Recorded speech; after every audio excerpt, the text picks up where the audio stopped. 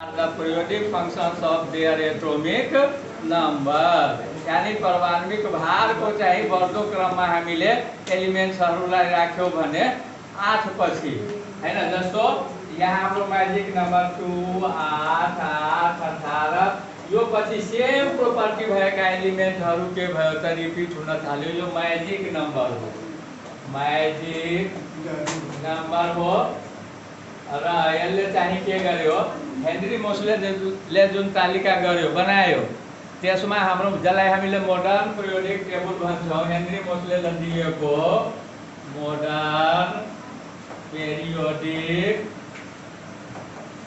Table, ठीक छ। अथवा यसलाई हामी long form of the periodic table of the periodic table, ठीक छ। यसलाई हामीले हेनरी मोसले दिएको तालिका जुन एटोमिक नम्बरको बेसिसमा छ त्यसलाई मोडर्न पिरियोडिक टेबल हामी भन्छौँ अथवा long form of the periodic table पनि भन्छौँ। यसमा उहाँले के गर्नुभयो, मात्र चाहिँ सच्याउनु भयो, मात्र उहाँले के गर्नुभयो, ल जुन दिनुभयो हैन, मोडर्न पिरियोडिक ल मोडर्न पेरियोडिक हैन, मोडर्न पिरियोडिक ल जुन हेनरी मोसले दिएको हो, उहाँले एटोमिक वेटको सट्टामा के भन्नुभयो, एटोमिक नम्बर भन्नुभयो। भनाइको तात्पर्य यहाँ यसरी दिनुभयो, the physical and chemical properties of elements are the periodic functions of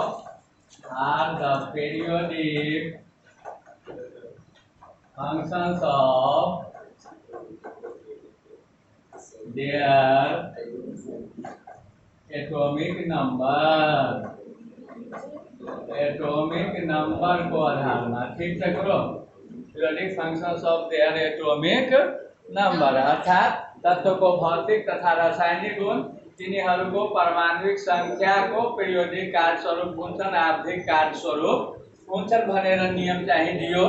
यसमा चाहिँ हाम्रो ग्रुप जुन छ, यसमा हामीले हेरौँ हैन, ग्रुप जुन छ, total number of group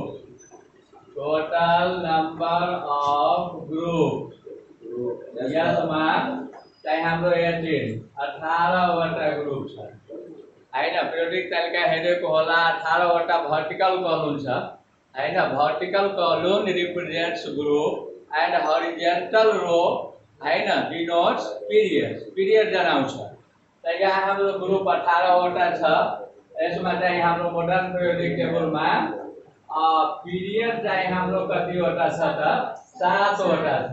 period हाम्रो 7 वटा,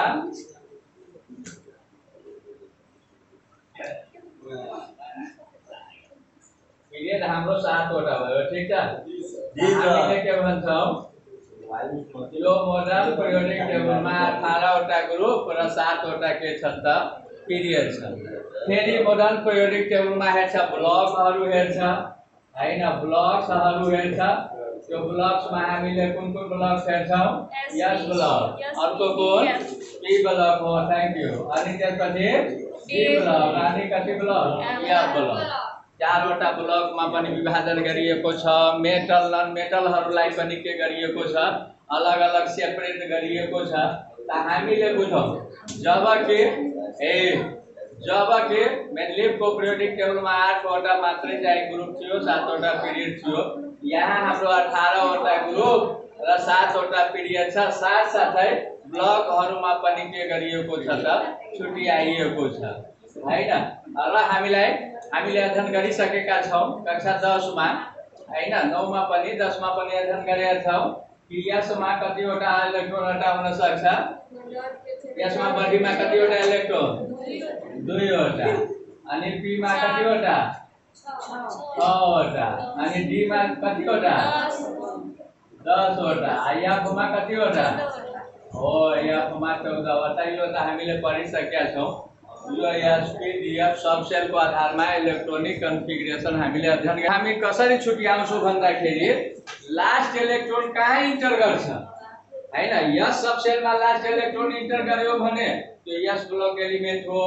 पी सब सेलमा इन्टर गर्यो लास्ट इलेक्ट्रोन त्यो हाम्रो पी ब्लक एलिमेन्ट हो। त्यसपछि हाम्रो लास्ट इलेक्ट्रोन डी मा हाम्रो गयो भने त्यो चाहिँ हाम्रो डी ब्लक एलिमेन्ट हो।